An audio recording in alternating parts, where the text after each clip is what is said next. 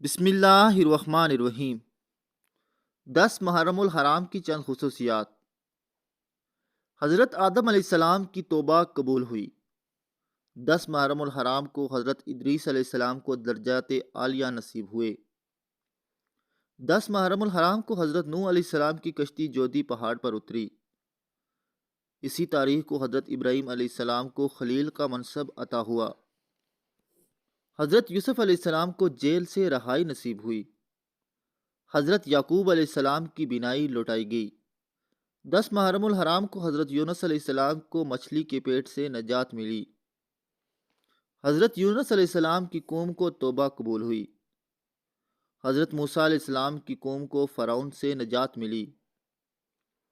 10 محرم الحرام کو حضرت عیسیٰ علیہ السلام کو زندہ آسمان پر اٹھایا گیا۔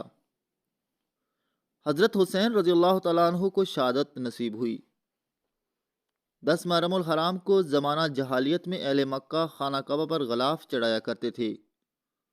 10 محرم الحرام کی اس تاریخ کو قیامت قائم ہوگی۔ جزاک اللہ۔